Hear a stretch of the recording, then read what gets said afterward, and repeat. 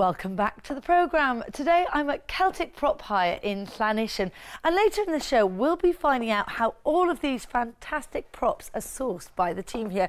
But before that, it's Wednesday, and that means it's time to go undercovers for another book review with Hugh.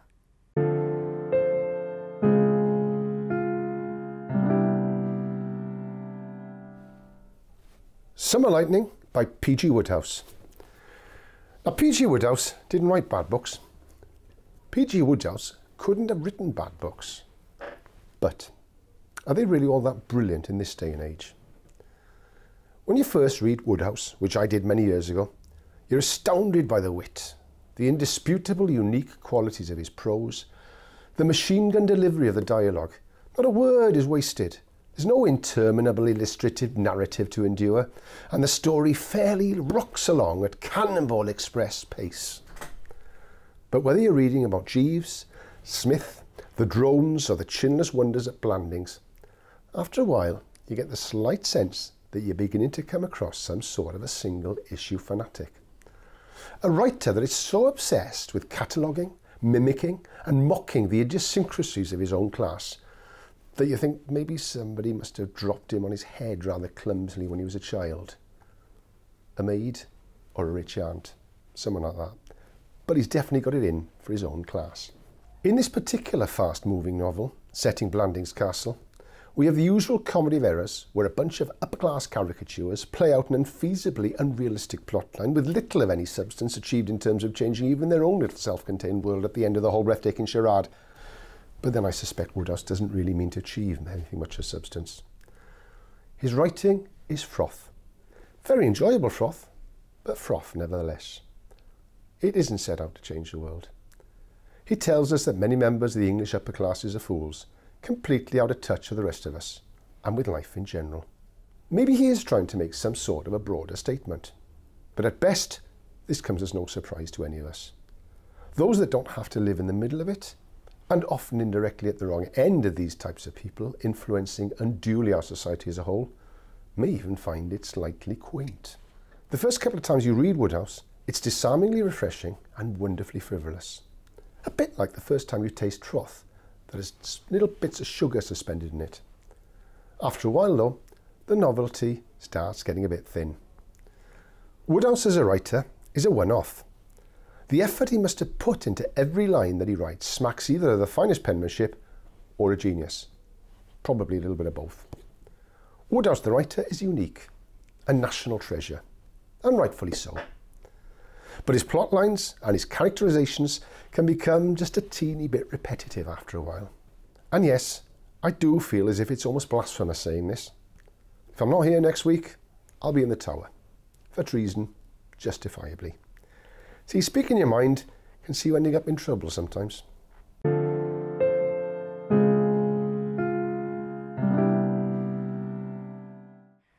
Thanks, Hugh. Well, back to Celtic Prop Hire where we are now today, and I'm joined by Laura. Nice to meet you, Laura. Hello, hi. We're going to talk about how you source all these props. How do you go about it? Because there's so much stuff here. I know.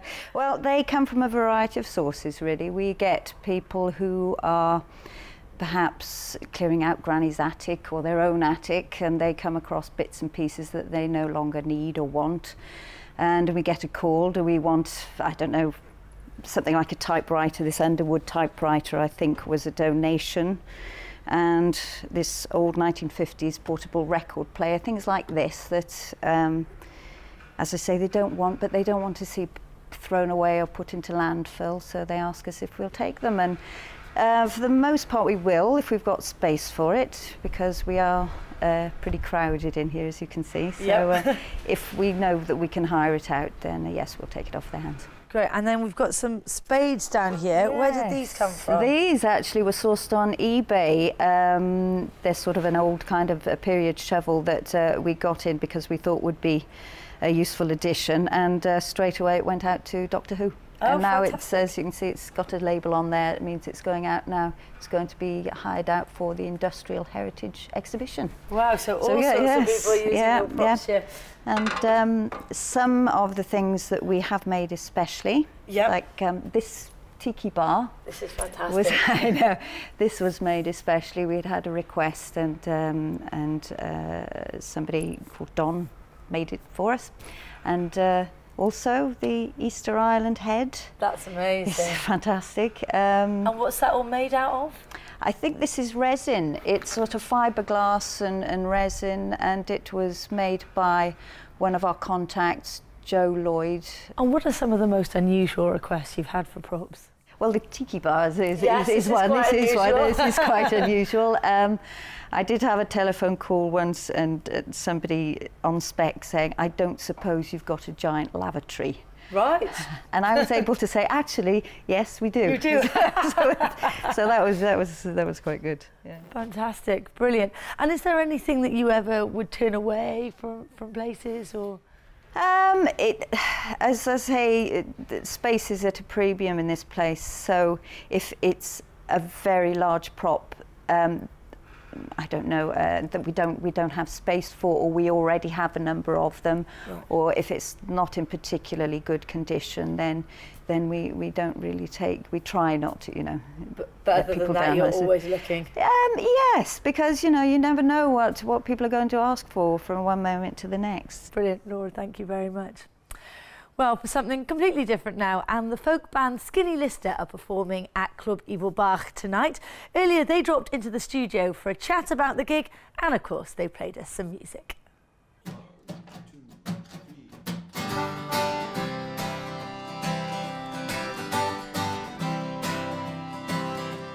What can I say to make it all okay? What can I say to bring back yesterday? What can I shout about when it just rains? What can I say? What can I say? Tell me about your gig tonight. Well, it's going to be great fun. We're playing at the Welsh Club, and if I'm right, Club Evil Bach. We're very excited about it. I have my flagon of rum, and we've got our bass player who sometimes goes crowd surfing with it across the crowd. And we're going to have a good time. We've been having a good time all over the UK over the last month. So, yeah, we're bringing the party to Cardiff. You've been away, and I miss you still in every way. As the days grow short, the summer does fade. I miss you still. What can I say? And Daniel, what sort of sound can the audience expect tonight? It's quite a folky sound, but not in a twee sort of way. We're generally a little bit raucous. I think some of the reviews recently have described us as shanty punk, which is sort of getting towards describing what we do. But we like to have a good time, it's generally upbeat. We want everyone to get involved as well, so if you don't go home with a sore throat, then we failed at our job. We like to have fun, and we like the crowd to have fun too. As the night struck in, the memories fade. I miss you still. What can I say? I miss you still. What can I say? A summer spent without you is summer put to waste. Another summer I can't face. Won't you come on home?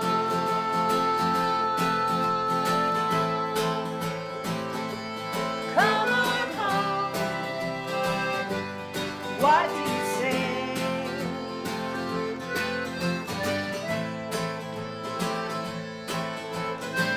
And you've been doing this sort of kind of around the UK at the moment. Tell me about your tour and how it's all been going down. It's been going great. We've done, I think we're 2 weeks in now. We've toured, I think we started up in Scotland, up in Glasgow, Edinburgh. We've done everywhere in between, Newcastle. I can't remember now. It all sort of turned into, we did Bristol last night, that was great. It's to celebrate the release of our new album called Down on Deptford Broadway, which is out on Extra Mile Recordings. So, and it's going good at the moment. We're very proud to release it. We recorded it at Rockfield in Monmouth. And yeah, it's great. It's going good. It's going good. Yeah, and it's good to be back in Cardiff because we don't really get over here that often. So it's good to have an excuse to bring the tour to Wales. Just you be away, and I miss you still.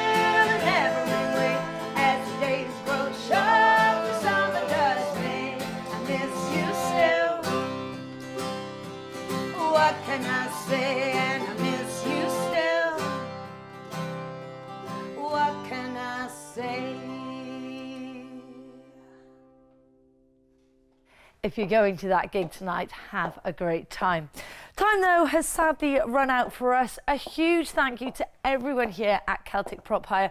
It's been amazing to see all the stuff that they've got here. And of course, as always, a big thank you to you for watching. Don't forget, if you'd like to get in touch, please drop me an email. The address is on the screen. And as always, we're on social media. I'll see you next time. For now, though, bye-bye.